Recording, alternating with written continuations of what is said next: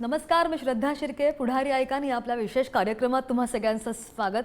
आणि आपला आजचा पुढारी ऐकन खऱ्या अर्थानं खास आहे, कारण की आपल्यासोबत लोकनियुक्त नगराध्यक्षा प्रतिभा मंगेश चव्हाणजी आहेत. ताई नमस्कार. नमस्कार.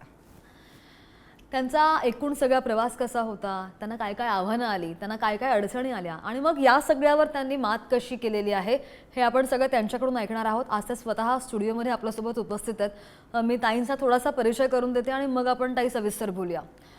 1 जानेवारी 1991ला जळगावमध्ये एका मध्यमवर्गीय शेतकरी कुटुंबामध्ये प्रतिभाताईंचा जन्म झाला.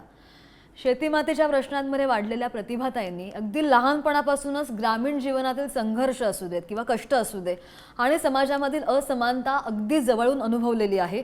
शिक्षण घेत असतानाच त्यांचा विवाह चाळीसगाव तालुक्यामधल्याच हिंगोणे गावामधील एका सर्वसामान्य शेतकरी कुटुंबातील तरुण आणि आत्ताचे आमदार श्री मंगेश रमेश चव्हाण यांच्याशी झाला आणि त्या चव्हाण कुटुंबियांचा भागही बनल्या. विवाह झाला त्यावेळी घरामध्ये कुणीही राजकारणामध्ये नव्हतं. एक सर्वसामान्य गृहिणी म्हणून त्यांनी आपला संसार सुरू केला होता. मात्र जसजशी वेळ गेली, कालांतराने पती आमदार झाले आणि त्यानंतर त्यांनी फक्त लोकप्रतिनिधीची पत्नी म्हणून नाही, तर भारतीय जनता पक्षाच्या एक निष्ठावंत कार्यकर्त्या म्हणून प्रत्येक निवडणुकीमध्ये अनेक जबाबदाऱ्या पार पाडलेल्या आहेत. पक्षाच्या उमेदवारांच्या प्रचारापासून ते बूथ व्यवस्थापनापर्यंत त्यांनी कार्यकर्त्यांमध्ये मिळून मिसळून काम केलं. पक्ष संघटन असू दे किंवा जनसंपर्क आणि लोकांच्या प्रश्नांची जाण असू दे, या सगळ्यांचा त्यांनी प्रत्यक्ष अनुभव घेतलेला आहे. 2018 मध्ये त्यांनी शिवनेरी फाउंडेशनची स्थापना करून समाजकारणाला संघटित दिशा दिलेली आहे. शिक्षण असू देत किंवा जलसंधारण असू देत, महिला सक्षमीकरण असू देत, आपत्ती मदत असू देत, युवक प्रेरणा असू देत, या सगळ्या क्षेत्रामध्ये त्यांनी भरीव काम केलेलं आहे. अगदी कोरोना काळातील 64 दिवसांची अन्न साखळी, पूरग्रस्तांना तात्पुरती घरं, हजारो विद्यार्थ्यांना शैक्षणिक मदत असू देत किंवा मग महिलांच्या विवाहासाठी आर्थिक सहाय्य सुद्धा त्या करत आहेत, त्यांनी केलेलं आहे. या अनेक उपक्रमांसाठी त्यांनी आपलं नेतृत्व सिद्ध केलंय. 2024 मध्ये सिंगापूर इथं त्यांना लोकमत ग्लोबल सखी अचिव्हर्स अवॉर्ड सुद्धा प्रदान करण्यात आला आहे. त्यांचा सन्मान करण्यात आला, त्यांना गौरवण्यात आलं. त्यांच्या कार्याची आंतरराष्ट्रीय दखल घेतली गेली आहे. 2025 मध्ये भारतीय जनता पक्षाने त्यांच्यावर विश्वास ठेवत लोकनियुक्त नगराध्यक्ष पदाची उमेदवारी त्यांना दिली.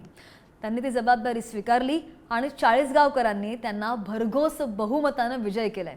विशेष म्हणजे आमदार श्री मंगेश चव्हाण यांच्या नेतृत्वाखाली चाळीसगाव नगर परिषदेच्या इतिहासामध्ये पहिल्यांदाच भारतीय जनता पक्षाची पूर्ण बहुमताची सत्ता स्थापन झालेली आहे. नगराध्यक्षपदी विराजमान होऊन आता 3 महिने पूर्ण झालेले आहेत त्यांना. आणि या सगळ्या कालावधीमध्ये त्यांनी नगरपालिका प्रशासनाचे बारकावे किंवा स्थानिक स्वराज्य संस्थेची कार्यपद्धती असेल आणि शहराच्या मूलभूत गरजा समजून घेत विकासाची गती सुद्धा सुरू केली आहे. द बेस्ट चाळीसगाव हा त्यांचा निवडणुकीमधला जो नारा होता तो फक्त घोषवाक्य न राहता एक संकल्प बनलाय. चाळीसगावला महाराष्ट्रामधील टॉप 10 शहरांमध्ये स्थान मिळवून देण्यासाठी त्या अविरत कार्यरत आहेत. स्वच्छता, पाणी पुरवठा, पायाभूत सुविधा, महिला सक्षमीकरण आणि युवकांसाठी संधी निर्माण करण्याच्या दिशेनं ठोस पावलं त्या उचलत आहेत. संघर्षामधून घडलेली ही नेतृत्व कथा, समाजकारणामधून राजकारणामध्ये आलेली एक सक्षम महिला आणि विकासाला केंद्रस्थानी ठेवणारी नगराध्यक्षा म्हणजे प्रतिभा चव्हाण. तर जास्त वेळ न घालवता थेट मी तुमच्याकडे येते तुम्हाला प्रश्न विचारण्यासाठी, कारण की आम्ही सगळे आतुर आहोत तुमचं ऐकायला. इथून सुरुवात करते की ताई, तुमचा जन्म कुठे झाला, त्यानंतर शिक्षण कुठे झालं आणि बालपणीच्या काही आठवणी असतील तर इथून सुरुवात करूया. सर्वप्रथम मी पुढारी न्यूजचे मनापासून आभार मानते की महिला दिनानिमित्त त्यांनी सर्वसामान्य कुटुंबातल्या एका महिलाला, छोट्याशा अशा ग्रामीण भागातल्या एका महिला पदाधिकारीला इथे बोलून महिलेचा खऱ्या अर्थाने सन्मान केला. त्याबद्दल तुमचे सगळ्यांचे मनापासून आभार मानते. माझा जन्म हा खानदेशातील चाळीसगाव तालुक्यातील डोन दिगर एक छोटंसं ग्रामीण गाव आहे, तिथे झालेलं आहे. माझं प्राथमिक शिक्षण हे जिल्हा परिषदेच्या शाळेत झालेलं आहे. माध्यमिक शिक्षणासाठी मला माझ्या गावापासून 4 किलोमीटर पायी जावं लागायचं. तिथे माझं माध्यमिक शिक्षण झालेलं आहे. खरं तर तो प्रवास हा माझ्यासाठी खूप अविस्मरणीय आहे, कारण त्या प्रवासात म्हणजे 4थी पर्यंत गावात शाळा होती. 5वी ते 10वी मला माध्यमिक शिक्षणासाठी आमच्या गावापासून एक बेलगंगा म्हणून सहकारी साखर कारखाना आहे, तिथे शाळा होती. शेतीतून जावं लागायचं त्या शाळेत खरं तर.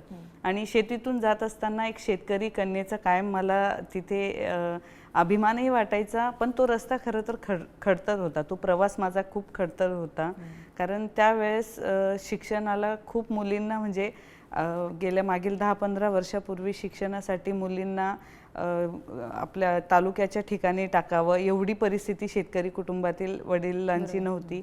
त्यामुळे पायी वाट करून खडतर असा माझा शिक्षणाचा प्रवास मी केलेला आहे आणि तो माझ्यासाठी खूपच थोडा खडतर पण होता, पण अनुभवी पण होता. आणि त्याच अनुभवातनं माणूस शिकत सुद्धा जातो. हो, तो अनुभव आता मला कामी येतोय. आणि पण आता तुम्ही जसा उल्लेख केलात एक शेतकरी कुटुंबातून तुम्ही होतात, मग आता सर्वसाधारण शेतकरी कुटुंबामधून सुरू झालेला तुमचा हा प्रवास नगराध्यक्षांपर्यंत पोहोचलेला आहे. हा नेमका प्रवास कसा होता? जसं की मी सांगितलं की मी एक शेतकरी कुटुंबातून आलेली आहे. माझं 12वी पर्यंत शिक्षण झालं. फर्स्ट इयरला असताना आत्ताचे जे विद्यमान आमदार आहेत मंगेशदादा चव्हाण, त्यांच्याशी तेव्हा माझं 2012ला लग्न झालं. माझं गाव आहे हिंगोणे, ते एक छोट्या ग्रामीण भागातूनच आलेले आहेत. पण माझं लग्न झालं त्याच्या आदल्या दिवशी मंगेशदादा चव्हाण हे पंचायत समितीला उभे होते आणि खूप थोड्या मतांनी त्यांचा तिथे पराभव झाला. खरं तर बघायला गेलं तर असा राजकीय वारसा कुटुंबात नव्हता, माझ्याही नाही आणि मंगेशदादांच्याही नाही. पण लग्न करून जेव्हा गेली त्याच्या आधी मंगेशदादा हे पंचायत समितीला थोड्या मतांनी पराभव झाल्यामुळे तो एक अनुभव सोबत घेऊन चाललो आम्ही. त्याच्यानंतर हिंगोण्याला थोडे दिवस व्यवसायानिमित्त चाळीसगाव नंतर मुंबई नंतर परत भारतीय जनता पार्टीने मंगेशदादांना 2019ला संधी दिली विधानसभा लढण्यासाठी आणि आम्ही 2019 पासून मंगेशदादांसोबत काम करत असताना शासन आणि प्रशासन खूप जवळून बघितलं. खरं तर मीही राजकारणात कधीतरी पुढे सक्रिय होईल असं वाटलं नव्हतं, पण पक्षाने जी जबाबदारी दिली माझ्यावर आता 2025ला नगराध्यक्षपदासाठी, तर तो प्रवास सांगताना एक आनंदही वाटतो. थोडंसं आपण म्हणतो ना की परिवारात जर आपल्याला राजकीय अनुभव असला तर ती व्यक्ती सक्षमपणे ते पद सांभाळू शकते, पेलू शकते. पण मंगेशदादांची साथ ही होती, पक्षाने दिलेली जबाबदारी हे तर खरं संधीच होती आमच्यासाठी, खूप चांगली संधी होती. म्हणून तो जो प्रवास आहे तो अनुभवासोबत एक जबाबदारी पद स्वीकारत असताना सगळ्याच गोष्टींचं भान ठेवून मी आज नगराध्यक्ष झालेली. ते आमदार आहेत 2 टर्म आणि आता तुम्ही जेव्हा आता ही जबाबदारी तुमच्याकडे आलेली आहे, मग ते हस्तक्षेप करतात का किंवा तुम्हाला ते विचारतात का की बाबा तुझं काम कसं चाललंय, किंवा मग एखादा रस्ता दाखवायचा की हां तू हे कर, मग तुला हे व्यवस्थित जमेल? त्यांची साथ किती महत्त्वाची ठरली आहे सगळ्या प्रवासामध्ये? त्यांची साथ तर खूप मोलाची ठरली आहे. मंगेशदादांनी हस्तक्षेप केला नाही, कारण मंगेशदादांनी मला नेहमीच प्रेरणा दिलेली की तू लढ, तू कर, तू करू शकशील. म्हणजे मंगेशदादांनी कायम मला एक सांगितलंय की महिला, मी जे आज बोलते महिला म्हणून, ते आपण नेहमी एक वाक्य म्हणतो की यशस्वी पुरुषामागे एका स्त्रीचा हात असतो. पण मला असं वाटतं की जर एखादी स्त्री यशस्वी झाली तर तिच्या यशामागेही एका पुरुषाचा हात असतो. हे मी मंगेशदादांच्या रूपात तुम्हाला सगळ्यांना सांगू शकते. मंगेशदादांनी नेहमीच मला सगळ्या कामांमध्ये सपोर्ट केलेला आहे. पण आता गेल्या 3 महिन्यापासून नगर परिषदेवर जेव्हा मी काम करायला सुरुवात केली, नक्कीच वारंवार मला मंगेशदादांची मदत लागली आहे. पण मंगेशदादांनी त्यांचे निर्णय कधी माझ्यावर लादले नाही किंवा त्यांनी मला कधी सांगितलं नाही की तू हे काम असं कर की तसं कर. पण मला वारंवार त्यांच्या मदतीची गरज लागलेली आहे. त्यामुळे मी मंगेशदादांची मदत घेतली, पण मंगेशदादांनी कधी हस्तक्षेप केला नाही माझ्या निर्णयांवर. मला आणखी विचारायचं आहे, जेव्हा मी तुमचा परिचय दिला तेव्हा तुम्ही एका फाउंडेशनचा, तुमच्या संस्थेचा, म्हणजे राजकारणाच्या अगोदर जी तुम्ही संस्था चालवत होता त्याचा उल्लेख केला. मग किती वर्ष झाली त्याला, आणि मग या सगळ्या वर्षांमध्ये आपल्या विजयाचा वाटा कसा आहे किंवा कामांचा, विकास कामांचा? नक्कीच विकास कामांचा माझ्या या यशामागे वाटा आहे. जसं की मी तुम्हाला सांगितलं की माझं शिवनेरी फाउंडेशनच्या मार्फत मी काम केले आहे. 2018 पासून मी शिवनेरी फाउंडेशन मध्ये काम करते आहे, मधून काम करते. सुरुवातीला आम्ही जलसंधारणावर काम केलं होतं. पाणी फाउंडेशन एक आमचा स्लोगन होता. त्याच्यावर आपल्या मध्ये पाण्याची पातळी वाढावी यासाठी आम्ही एक अभियान राबवलं होतं नाला खोलीकरणाचं. आणि मला असं वाटतं आमच्या चाळीसगाव तालुक्यातील असंख्य शेतकऱ्यांनी त्याचा फायदाही घेतला आहे आणि निश्चितच पाण्याची पातळीही वाढली आहे. आपण बघतो की ग्रामीण भागात आजही उन्हाळा आला की पाण्याचा खूप तुटवडा होतो, पण आमच्या या उपक्रमाच्या माध्यमातून किंवा अभियानाच्या माध्यमातून आम्ही बऱ्याच शेतकऱ्यांना सुखद असं एक मोहीम राबवली होती आणि त्याचा खरोखर फायदा झालेला आहे. शिवनेरी फाउंडेशनच्या मार्फत नुसतं शेतकरी आणि पाणीच नाही तर आम्ही वृक्षारोपणाची कामं केली आहे. आम्ही तरुणांना रायगड वारी घडवली आहे. आम्ही वयोवृद्धांना पंढरपूर वारी घडवलेली आहे.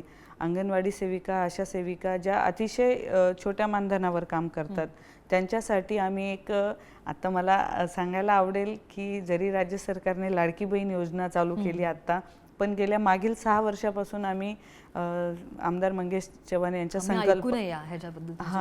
आमदार मंगेश चव्हाण यांच्या संकल्पनेतून आणि शिवनेरी फाउंडेशन यांच्या चालू आहे. हो, चालू आहे. आत्ताच मागे आमचा भाऊबीज सोहळा चालू केला आम्ही. तर या माध्यमातून शिवनेरी फाउंडेशनच्या माध्यमातून आम्ही अंगणवाडी सेविका, मदतनीस, आशा सेविका आमच्या तालुक्यातील यांच्या सगळ्यांसाठी एक भाऊबीज सोहळा आयोजित करतो आणि त्यांच्या मुलींच्या लग्नाला मंगेशदादा हे 25,000 रुपये देऊन मामाचा आहेर म्हणून प्रत्येक महिलेला एक ते भेटवस्तू देतात आणि खूप एक वेगळं घट्ट नातं तयार झालं आहे त्या माध्यमातून बहीण भावाचं. आज मंगेशदादाला चाळीसगाव तालुक्यात 1500 बहिणी आहेत. मला सांगताना आनंद वाटतो की जेव्हाही आम्ही कुठे चाळीसगाव तालुक्यात वावरतो तेव्हा त्या बहिणी एकदम हक्काने आमच्याशी येतात, बोलतात आणि जसं की आपल्या सख्ख्या बहिणीचं नातं असतं तसं ह्या पक्क्या बहिणी मंगेशदादांच्या या माध्यमातून आम्ही आहेत, चाळीसगावमध्ये आहेत. तर असे एक ना अनेक असे शिवनेरी फाउंडेशनच्या माध्यमातून अनेक कार्यक्रम आम्ही घेत असतो. विद्यार्थ्यांसाठी शिष्यवृत्ती असेल, सायकल वाटप असेल, आम्ही स्पर्धा परीक्षांची काही तयारी करून घेतो.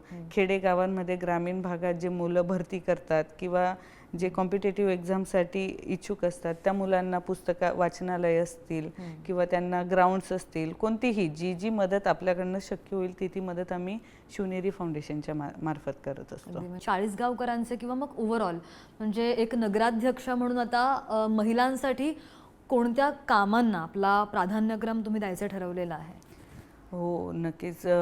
चाळीसगावची नगराध्यक्ष या नात्याने संपूर्ण चाळीसगावची जबाबदारी हाती घेतलेली आहे.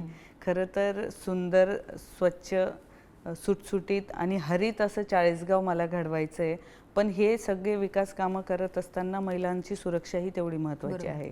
मी माझ्या पहिल्याच भाषणामध्ये आणि पहिल्यांदा निवडून आल्यानंतर सांगितलं होतं की सगळ्यात आधी महिला सुरक्षा हा माझा खूप मोठा आणि जिव्हाळ्याचा विषय असणार आहे. त्याच्या अनुषंगाने मागील गेल्या काही दिवसांमध्ये मी आमच्या नगर परिषदेमार्फत एक ठरावही मंजूर केलेला आहे की आमच्या जेवढे प्रभाग आहेत तेवढ्या प्रभागांमध्ये CCTV कॅमेरे लावले गेले पाहिजे आणि लावले जातील येणाऱ्या काळात ते. आणि मुलींसाठी प्रशिक्षण असतील, स्वयंरक्षणाचे प्रशिक्षण असतील, महिलांसाठी उद्योग असेल, व्यवसाय असेल, जेणेकरून ते आपल्या कुटुंबाचा उदरनिर्वाह करू शकतील. असे अनेक संकल्पना आहेत डोक्यात येणाऱ्या काळात त्या आम्ही राबवणार आहोत. नाही, पण आता तुम्ही आता इतक्या वर्ष समाजकारण करत आहात, चाळीसगाव पूर्ण तुम्ही पारखून पाहिलेलं आहे, म्हणजे चप्पा चप्पा पता आहे, अशा असं असेल. काय मेजर मुद्दे असतात म्हणजे महिलांचे, काय अडचणी येतात त्यांना मेजरली? महिलांचं तसं बघायला गेलं तर जर आमचा जो भाग आहे तो ग्रामीण भागाशी टच आहे त्याचा. आमच्याकडे काय अनेक वर्षापासून पाण्याच्या, रस्त्यांच्या ह्या समस्या आहेत. तिथे विहिरी आहेत की नळ? नाही आहे. आता खूप मोठ्या योजना आमच्या चाळीसगावमध्ये चालू आहेत. अमृत 2 योजना आहे जी पाणी पुरवठा योजना आमच्या चाळीसगावात मोठ्या प्रमाणात जलद गतीने तिचं आता काम चालू आहे.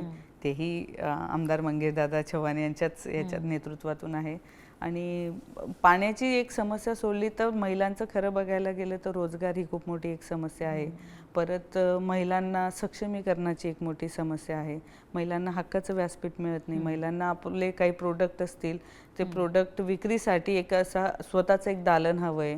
म्हणजे अनेक समस्या आहेत, बरेच मुद्दे आहेत, अनेक समस्या आहेत की ज्यांचं निवारण येणाऱ्या काळात महिला म्हणून, महिला नेतृत्व करत असताना महिला म्हणून मला या समस्या त्यांच्या सोडवायच्या आहेत. नगरपालिकेच्या माध्यमातून महिला सक्षमीकरणासाठी आता तुम्ही काय करणार आहेत? जसं की आपण सांगितल्याप्रमाणे महिलांना सक्षमीकरणासाठी मला असं वाटतं की आमच्या 40 गावात बचत गटांचं जाळं खूप मोठं आहे. तर बचत गटाच्या माध्यमातून महिलांना उद्योग कसा उभारता येईल, महिलांसाठी प्रशिक्षण देता येईल का, महिलांच्या वस्तूंना विक्रीसाठी एक दालन उभं करता येईल का. आणि आत्ताच मला आनंदही वाटेल या गोष्टीचा की आमच्या 40 गावमध्ये बहिणाबाई मार्ट आम्ही चालू केलेले, जेणेकरून बचत गटाच्या महिला जे प्रोडक्ट बनवतात त्याच्या विक्रीसाठी त्यांना एक छोटा एक मॉल असतो ना आपला मॉल, त्या टाईपमध्ये आम्ही त्यांना दालन उभं करून दिले. एक ना उपलब्ध करून हो, एक ना अनेक अशा गोष्टी आपल्याला महिलांच्या बाबतीत करता येईल. आणि मला माहिती की आमच्या 40 गाव तालुक्यातील महिला ही खूप सक्षम आहे. ती स्वतःच्या पायावर उभं राहण्यासाठी कायम धडपड करत असते आणि मला आनंदही असा होतोय की त्या महिलांसाठी मी काहीतरी करू शकते. पूर्वी बंधनं यायची की आपण जसं सांगितलं की तुम्हाला फाउंडेशन मार्फत आणि आता लोकनियुक्त नगराध्यक्षाच्या मार्फत काही अडथळे आले की नक्कीच फाउंडेशनच्या मार्फत काम करत असताना थोडे अडथळे यायचे, थोडे बंधनं यायची. पण आता पदावर असताना आपण महिलांचे जे प्रश्न आहेत ते समजून त्या प्रश्नांवर उपाययोजना करू शकतो. त्यामुळे मला असं वाटतं की आमच्या महिलांसाठी नक्कीच येणाऱ्या काळात एक खूप सुंदर असे उपक्रमाच्या माध्यमातून आमच्या 40 गावची महिला मी सक्षम करू शकते. अगदी तुम्ही जो आराखडा आखलेला आहे तो तर अगदी प्रॉपर दिसतोय, म्हणजे सेट. आणि एक रोल मॉडेल असतो नेहमी, म्हणजे की काहीतरी करायचं तर मी यांना बघून मोठी झालेली आहे. प्रेरणास्त्रोत कोण होतं, कोणाला बघून मोटिवेट झालात किंवा कोणाला पाहता? नाही, तसं बघायला गेलं तर आपल्या सगळ्या स्त्री शक्तीला ज्या ज्या महानायकांनी पुढे आणलेलं आहे अशा सगळ्या महानायकांचं नाव घेणं गरजेचं आहे. त्यात राष्ट्रमाता राजमाता मासाहेब जिजाऊ असतील, अहिल्यादेवी होळकर असतील, ज्या उत्तम अशा शासक होत्या, त्यागाची मूर्ती रमाबाई आंबेडकर असतील, परत आपल्या झाशीच्या राणी असतील, आणि आमच्या खानदेशची शान आमच्या कवयित्री बहिणाबाई असतील. म्हणजे अशा अनेक अशा महानायकांची नावं घेता येतील ज्यांच्या प्रेरणेतून खरं तर आपल्या सगळ्या स्त्री शक्तीला एक ऊर्जा मिळते, एक काम करण्याची हिंमत येते. अगदी. विरोधक असू देत किंवा सत्ताधारी असू देत, टीका टिप्पण्या होतात, कितीही कामं करा, कितीही कामं नका करू. माझा प्रश्न असा आहे की बरेचसे आरोप होतात की फॉर एक्झाम्पल, उदाहरणार्थ भ्रष्टाचार असू दे किंवा काळा बाजार असू दे, जे काही पारदर्शक कारभारासाठी काही आयडियाज आहेत का? काय सुचवलंय, काय करणार आहात? नाही, हा खरंच खूप मोठा प्रश्न आहे. कारण आपल्या चांगल्या कामाची दखल खरं तर विरोधक घेत नाही. आपण जे कामं केले नाही त्याची जास्त दखल घेतात. पण आपण म्हणतो ना की मी आधीही एकदा सांगितलं होतं की रस्त्याला गतिरोधक आणि राजकारणाला विरोधक हे पाहिजेच असतात. कारण त्यांच्यामुळे आपल्याला खूप गोष्टी शिकायला मिळतात. आणि कामाच्या पारदर्शकतेबाबतीत मी एक सांगेल की माझ्या नगर परिषदेत मी सगळ्यांना आधीच सांगितलं आहे की काम खूप नियमाने पारदर्शकपणे होणार आहे. याच्यासाठी आता ज्या नवीन टेक्नॉलॉजी आहेत त्याचा आम्ही आमच्या नगर परिषदेत सहभाग करून घेणार आहे, जसं की AI वगैरे आहे तसं. तर त्याच्या माध्यमातून आम्ही खूप ट्रान्सपरंट असं काम नगर परिषदेच्या मार्फत करणार आहोत. आणि आमच्या नगर परिषदेचे दालन हे सर्वसामान्य जनतेसाठी कायम उघडे राहणार आहेत, जेणेकरून लोकांना ती पारदर्शकता दिसेल. अगदी. आणि नगराध्यक्ष होण्यापूर्वी आणि नगराध्यक्ष झाल्यानंतर काय फरक जाणवतो तुमच्या स्वतःमध्ये, किंवा मग कुटुंब असेल तुमचं, मुलाबाळांकडे लक्ष देणं असेल, किंवा मग तुमचं घर संसार असेल, किंवा सार्वजनिक आयुष्य असेल, थोडक्यात काय फरक पडला? म्हणजे खूप महत्त्वाचा प्रश्न आहे. बोलाल तेवढं कमीच आहे. मला कुटुंबात खरं म्हणायला गेलं तर मला 2 मुलं आहेत. तसे ते लहान आहेत. दोघं मुलं सांभाळत असताना, परिवार सांभाळत असताना त्यांच्याकडे तर खरं दुर्लक्षच होतं. कारण समाजकारण, राजकारण करत असताना पण मला असं वाटतं की महिलांमध्ये ती शक्ती असते की ती कितीही आव्हानं पेलू शकते. मला जरी माझा परिवार 2 मुलं आहेत, पण मी आता जवळजवळ 1.5 लाख लोकांचं नेतृत्व करते. 40 गावला मी माझा परिवार मानलेला आहे आणि महिलांमध्ये तेवढी शक्ती असते की ती सगळंच पेलवून स्वतःचं अस्तित्व निर्माण करू शकते. मी तर माझ्या सगळ्याच माता भगिनींना सांगेल की अवघड कोणतीच गोष्ट नसते. आपण संसार सांभाळत असताना आपला उद्योग व्यवसायही सांभाळू शकतो, आपण आपलं राजकारणही सांभाळू शकतो, आपण समाजातही ताटमानेने वागू शकतो. असं मी तर एक महिला म्हणून सगळ्यांना सांगेल की अवघड नसतात, फक्त मार्ग थोडे कठीण असतात. कठीण मार्गांमधून आपण आपला रस्ता काढला पाहिजे आणि नक्कीच रस्ता मिळतो. आणि जेवढी जेवढी आव्हानं येतात तेवढी स्त्री शक्ती ही कणखर बनते असं मला वाटतं. फक्त आव्हानं पेलण्याची एक ताकद आणि शक्ती आपल्यामध्ये असली पाहिजे आणि बस तेच की महिला कोणत्याच कामांमध्ये मागे नाही आहे. बरं, अगदी मी शेवटाकडे शेवटचे 2 प्रश्न विचारते. तुम्ही खानदेशातून येता आणि अहिराणी भाषेचा एक समृद्ध वारसा लाभलेला आहे. तुम्ही अहिराणी भाषेमधून महिला दिनाच्या निमित्तानं महिला वर्गाला, विशेषतः तरुणींना काय संदेश देऊ इच्छिता? नक्कीच मला अभिमान आहे की माझा जन्म खानदेशमध्ये झालेला आहे आणि जसं मी सांगितलं की आमच्या प्रेरणास्थान आमच्या बहिणाबाई, ज्यांच्या नावाने आमच्या विद्यापीठाला नाव देण्यात आलेलं आहे आणि त्या अहिराणी भाषेत इतक्या सुंदर कविता म्हणायच्या की त्या कवितेतून प्रेरित होऊन अनेक महिला मुली घडलेल्या आहेत. तर मी म्हणा सगळ्या 40 गाववासी असणं पोरीसले महिलासले एकच सांगस की कोणताच गोष्टी अवघड राहते नाहीत, त्या गोष्टी तुम्ही कराल नाही, फक्त जिद्द ठेवायला पाहिजे, त्या गोष्टी तुम्ही आत्मसात करायला पाहिजे. अडथळा ह्या प्रत्येक ठिकाणी येत राहतच, पण त्या अडथळासवर मात करीसन आपण आपलं अस्तित्व निर्माण करायला पाहिजे. आणि मला असं वाटतंच की अडथळास मग निघेल स्त्री, अडथळासले पार करीसन जी पोरगी पुढे जास ती नक्कीच तिनं स्वतःनं तर नाव उज्ज्वल करसच, पण तिनं परिवारसोबत तिनं कुटुंबासोबत तिनं परिसरनं नावसुद्धा उज्ज्वल करस. आणि महिला स्त्री हाही कोणत्याच गोष्टीसमा मागे नाही आहे. यांना तर बराच उदाहरण आपला तालुकामा आहेत, आपला जळगाव जिल्हामा आहेत, महाराष्ट्रामा आहेत. म्हणून मी सगळ्या माता भगिनीसल्या 8 मार्चना जागतिक महिला दिनना शुभेच्छा देत असताना एकच सांगसू की स्वतःनी ज्या स्वप्न देखील आहेत त्या स्वप्न पूर्ण करायसाठी धडपड करा. त्यांना मग अडथळा येतील, पण त्या अडथळ्यावर मार्ग काढीसन स्वतःला सिद्ध करा, एवढंच सांगस. अगदी. तर आपण पाहत होतो की एखाद्या शेतकरी कुटुंबियांमधून जन्मलेली ही व्यक्ती आता नगराध्यक्षपदापर्यंत पोहोचलेली आहे आणि त्या सगळं त्यांची जी जीवनशैली आहे किंवा त्यांना काय काय आव्हानं आली त्यावर त्यांनी कशी मात करत त्या कुठपर्यंत पोहोचलेल्या आहेत, हाच सगळा प्रवास आपण प्रतिभाताईंचा पाहत होतो. आणि जसं त्यांनी मगाशी म्हटलं किंवा त्यांनी जसा संदेश दिला अहिराणी भाषेमध्ये, तो नक्कीच प्रेरणादायी आहे प्रत्येक व्यक्तीसाठी. त्यांचं कामसुद्धा बरंच मोलाचं आहे आणि त्यामुळे तुम्ही इथे आलात, खूप खूप धन्यवाद तुमचे. आमच्या इथे आलात आणि आम्हाला खूप मनसोक्त गप्पा मारल्यात त्यासाठी, आणि पुढील वाटचालीसाठी तुम्हाला खूप खूप शुभेच्छा. धन्यवाद. आणि पुढारी ऐकणी या आपल्या विशेष कार्यक्रमात आपण इथेच थांबतोय. पाहत रहा पुढारी न्यूज.